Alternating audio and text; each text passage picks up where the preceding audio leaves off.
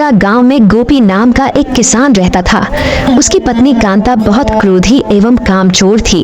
वह हर समय कोई न कोई बहाना बनाकर चारपाई पर लेटी रहती। बेचारा गोपी दिन भर खेत में काम करता और शाम को आकर खाना भी पकाता। कांता बहुत चतुरी थी। सुबह गोपी के चले जाने के बाद अपने लिए घर में बढ़िया पकवान बनाती और खाकर सो जाती। रसोई का सारा सामान उसी तरह रख देती जैसे गोपी छोड़ गया था, ताकि पता न चले कि उसने पीछे से मौज उड़ाई है। शाम को जब वह उसे खाना देता तो जरा सा खाकर कराहते हुए कहती, मुझे तो भूख ही नहीं लगती, शरीर टूटा जा रहा है, मैं कुछ नहीं खाऊंगी। गोपी ने उसे कई वैद्य हकीमों को दिखाया। सब यही कहते, दवा की जरूरत नहीं, परिश्रम करेगी तो ठीक हो जाएगी। चिकित्सकों की इस सलाह से कांता चिढ़ जाती। वह उन्हें ही बुरा भला कहने लगती। गोपी उसकी इन हरकतों से बहुत तंग आ चुका था।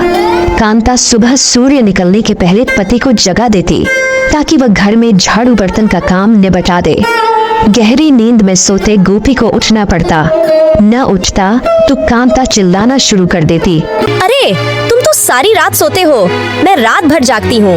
उठो, घर में झाड़ू लगा लो, रात के बर्तन पड़े हैं, उन्हें भी साफ कर लो। कांता इतनी जोर से बोलती कि पड़ोसी तक उठ बैठते। पत्नी से डरता है बेचारा गोपी सब सहे जा रहा है।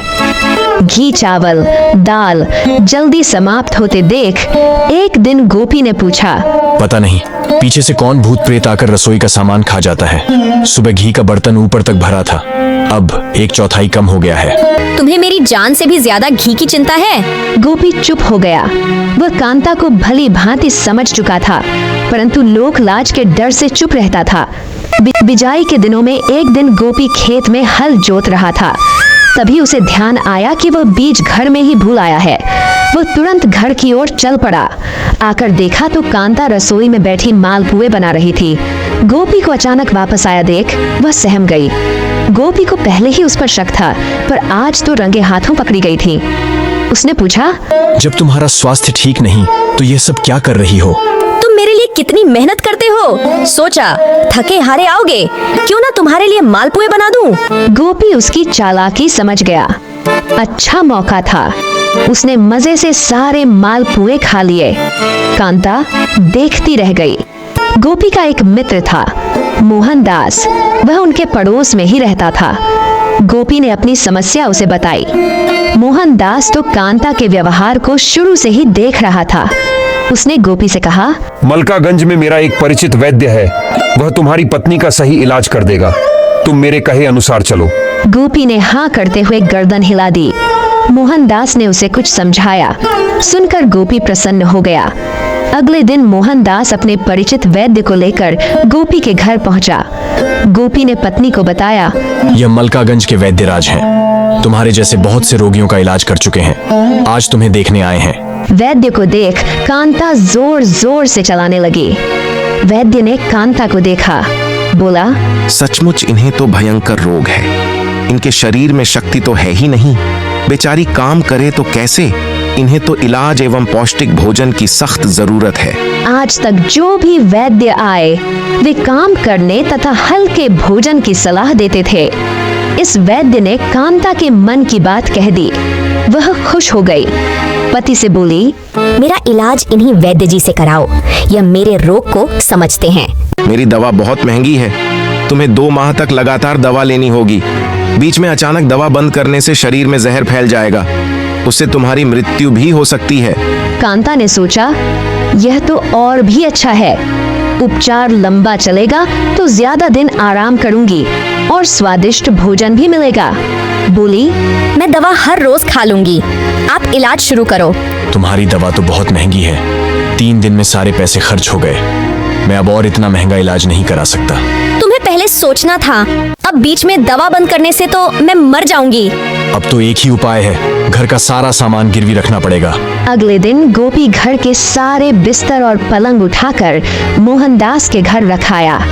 उस रात कांता को जमीन पर सोना पड़ा, पर क्या करती, इलाज तो बीच में बंद हो नहीं सकता था। 2 दिन बाद गोपी ने कहा, आज तो रसोई के सारे बर्तन भी बिक गए, भूखे मरना पड़ेगा, अब और इलाज कैसे कराएंगे? कांता को डर था कहीं दवा बंद होने से उसकी मृत्यु न हो जाए। हाथ जोड़कर पति से कहा, हम रूखी सूखी खा लेंगे, जैसे भी हो 2 माह तक दवा का प्रबंध करना ही होगा। पर अभी तो 15 दिन ही गुजरे हैं, मैं और कुछ नहीं कर सकता। अब तो कांता बुरी तरह से डर गई। उसे अपनी मृत्यु स्पष्ट नजर आने लगी। अगले दिन वैद्य ने कहा, मुझे और पैसे दो ताकि दवा बना सकूं। कांता सोचती रही, वह दवा शुरू न करती तो ही अच्छा था, पर अब क्या हो सकता था। सुबह गोपी ने कहा, तुम एक काम करो, पुलिया वाले खेत में कपास पक गई है, मेरे साथ चलो, उसे बीन लेते हैं, बेचकर तुम्हारी दवा ले लेंगे। बेचारी कांता को न चाहते हुए भी जाना पड़ा। 1 सप्ताह खेत में काम किया। गोपी प्रतिदिन सारी कपास मोहनदास के घर रख देता और पैसे ले आता। अगले सप्ताह गोपी फिर बोला, आज तुम्हें मेरे साथ बाजरा और मक्का की फसल काटने चलना होगा, उसे बेचकर जो पैसे मिलेंगे उन्हीं से भोजन और दवा ले सकेंगे। इस प्रकार गोपी प्रतिदिन गोपी को सुबह होने से पहले ही उठा देता, अपने साथ खेतों में ले जाता। बेचारी दिन भर जी तोड़ मेहनत करती, शाम को घर आकर खाना भी पकाती। इस तरह 1 महीना बीत गया। वैद्य ने पूछा, तुम्हें दवा से लाभ हो रहा है या नहीं? कांता ने सोचा, यदि मैं मना करूंगी तो इलाज और लंबा हो जाएगा। बेचारी ने डर से कह दिया, अब तो मैं बहुत ठीक हो गई हूँ, दिन भर काम कर लेती हूँ, फिर भी नहीं थकती। अगले महीने गोपी ने खेतों में जुताई करके नई फसल बो दी। पकी हुई फसल की कटाई अकेली कांता को करनी पड़ी। वह तो इलाज के चक्कर में आराम करना भी भूल गई। जैसे तैसे 2 माह पूरे हुए। कांता ने राहत की सांस ली, बोली, वैद्य जी, अब और इलाज की आवश्यकता तो नहीं? तुम इसी तरह मेहनत करती रहीं तो और इलाज की जरूरत नहीं पड़ेगी। यदि तुमने काम बंद कर दिया तो उपचार पुनः प्रारंभ करना पड़ेगा। कांता को मेहनत की आदत हो गई थी। बोली, मैं कड़वी दवा पी पी कर तंग आ गई हूँ। आप जो कहेंगे मुझे स्वीकार है। हमारे घर का तो सामान बिक गया, उसे भी दोबारा खरीदना होगा। अब आराम कैसा?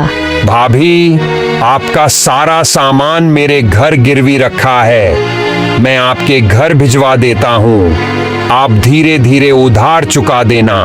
कांता ने राहत की सांस ली, कहा, भाई साहब, आपकी बड़ी कृपा होगी, हम जल्दी ही आपके पैसे लौटा देंगे। गोपी मोहनदास की ओर देखकर मुस्कुरा रहा था। उसे तो पता ही था कि सामान अभी भी उसी का है।